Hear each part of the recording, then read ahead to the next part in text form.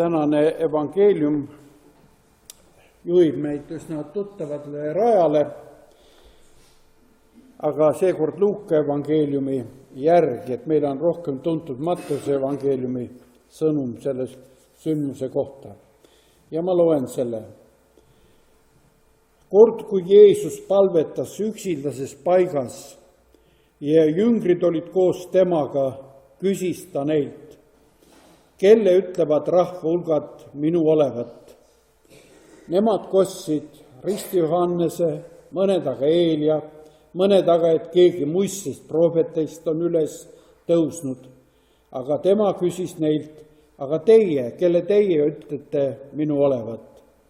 Peetrus kostis Jumala Messias, ent Jeesus hoiatas neid ja keelas kellelegi seda rääkimast, öeldes, inimese poeg peab palju kannatama ning kõlbmatuks tunnistatama vanemate ülempreestrite ja kirjatundjate poolt ning tapetama ja 3. päeval jälle üles äratatama. Siis ütles Jeesus kõikidele, kui keegi tahab käia minu järel, siis ta salaku oma mina ja võtku oma rist päevast päeva enese peale ja järgnegu mulle. Sest kes iganes tahab päästa oma elu, kaotab selle, aga kes iganes kaotab oma elu minu pärast, see päästab selle. Sest mis kasu on inimesel, kui ta võidaks terve maailma, aga kaotaks iseenese või teeks enesele kahju.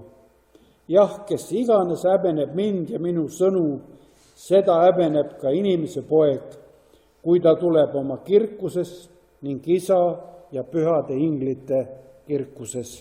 Aamen. Et kui me kohtume meile tundmatute inimestega, siis selleks, et tuttavaks saada, on ikka paar küsimust, mida me küsime või uurime, et kus sa pärit oled? No eile ka, et kui pärast seda urnimatust, meil oli ka seal Läti, terve autotäis inimesi, lätlasi, ja kas nad midagi aru said matusest või ei saanud, mina ei tea.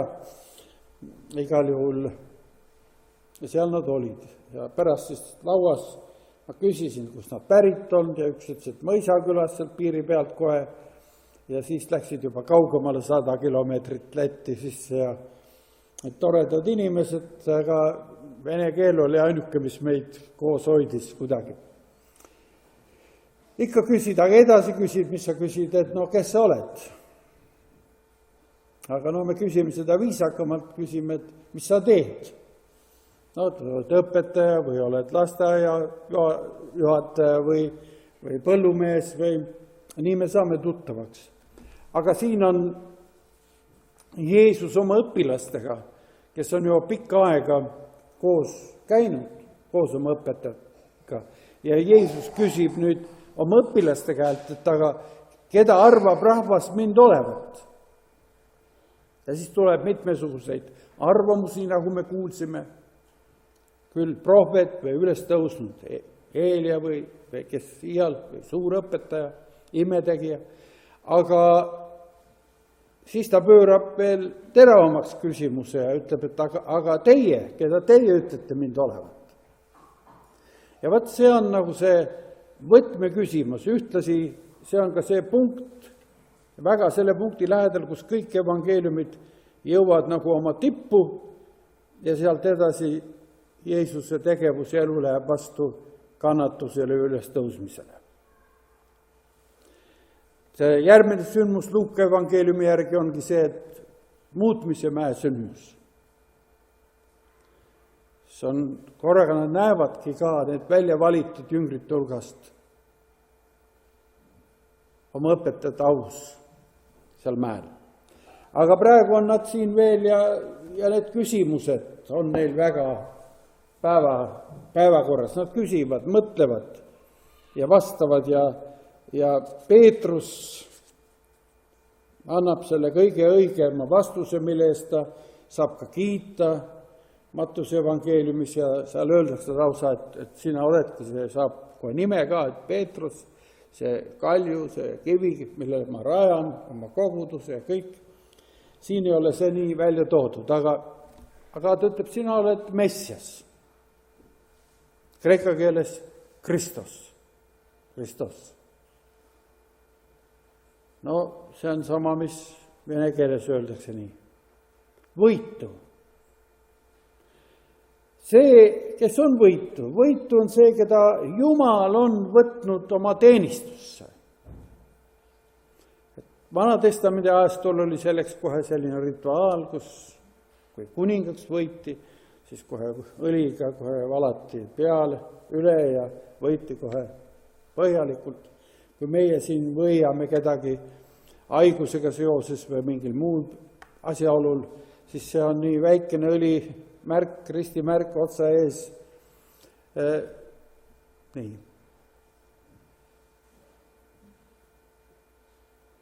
Vanadel kirikutel on see tava, et pärast ristimist ka võitakse kõik otsaed ja kõrvad ja käed ja suu ja kõik tehakse ristimärgid peale, et ikka kõik teeniksid, kõik mis meil on, teeniks issandat. Jumal võidmise läbi võtab meid oma teenistusse. Mis tähendab olla kristlane? Eile mul helistas Tartu Kolgata kogudusest vend Tõnu Lehtsaar ja nendel on tulemas sügisel 115-aastane juubel nagu väikene koguduses, tahavad pidada ka niisugust piiblikonverentsi. Küsis, et kas ma ei saa tulla, kas sa ei saa tulla meile rääkima, mida tähendab olla kristlane. Ja vot see ongi nüüd see koht, see sõltub väga sellest, kelleks me Jeesust peame. Kas me peame teda lihtsalt suureks õpetajaks, siis meie osa oleks nagu ka, et õpetame lihtsalt seda sama ilust õpetust. Kui me peame teda imetegijaks, siis võiksime olla ka lihtsalt imetegijad. Ja katsuda inimesi ravitseda nii, nagu see on tänapäevalgi populaarne, et igasuguste selliste vaimsete võtetega. Ja seda skaalat tegevusi võiks veel laiendada. Aga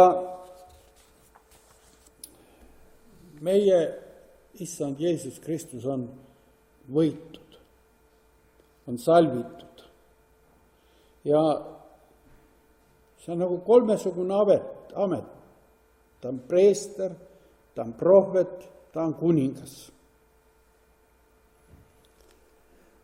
See on tema ülesanne. Olla preester, see on vahemees inimeste ja Jumala vahel. Olla prohvet, see on olla tõe kuulutaja. Vahel ka sellises olukorras, kus see ei meeldi teistele. Ja olla kuningas, see tähendab ikkagi selle väärikusega, mis Jumal meil on andnud inimeste keskel liikuda ja neid teenida.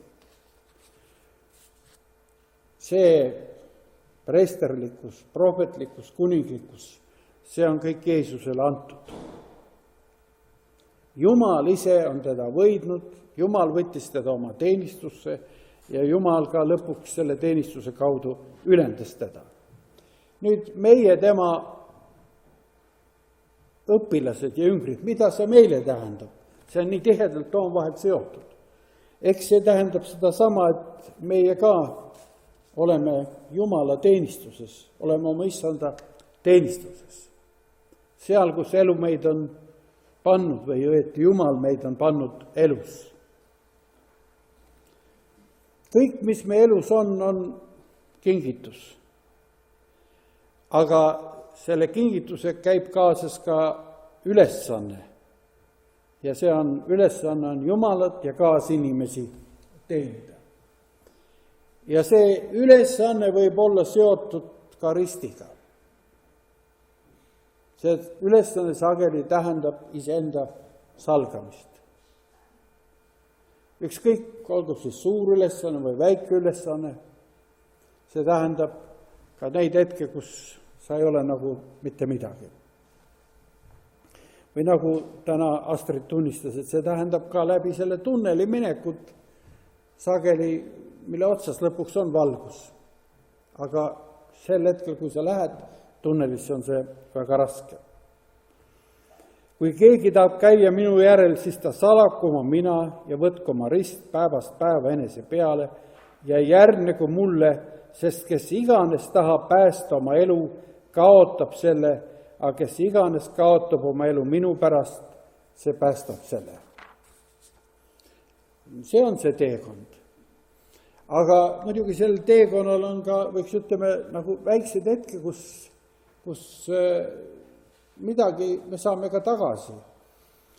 Möödunud reede õhtul ma olin oma kolleegidega Lius, seal on üks kena talu, kus aastat, juba 15 aastat on õpetajad nagu koos käinud. Peale kui kõik see kooli sumin ja kõik on läbi ja veel, täna on veel lõpuaktus teatris kõige vanematele klassidele. Aga seal meil on niisugune aapärane komme, see on niisugune, meil on üks hall mantel ja siis selle hallil mantlil on nööbid ja on üks raamat, kuhu võib kirjutada mõne kolleegi kohta midagi head, halba sinna ei kirjutata ja sinna on siis anonüümselt igaüks aasta jooksul kirjutanud midagi. Ja siis loetakse kõik need kirjutatud asjad ette ja igaüks saab siis nööbi, kilgitakse sulle üks nööp, mille paned siis, mina ei tea, mul see nööp juba kadus ära kuskil, aga ma selle nööbi ikka sain ka. Ja see, kes saab kõige rohkem nööpe, see saab ka halli mantli aastaks omale.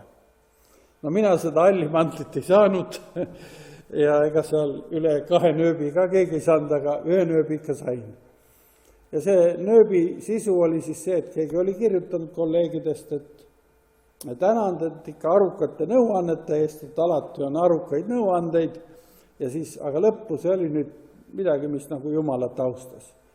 Et tema palveid ka Jumal kuuleb alati. Et selles nööbi raamatus oli siis, see loeti ka ette. No ja siis sain oma nööbi kätte ja läksin edasi. Siin maa peal jah, vahest meie issandat ja kaasinimesi teenides saame ka oma väiksed nööbid, vahel isegi halli mantli, aga tegelikult see aukroon ootab meid ees igavikus. Kõik siin lõpuks ikkagi kaob. Et olge õnnistatud ka selle jaanipäeva nädalal ja eeloleval ajal üldse.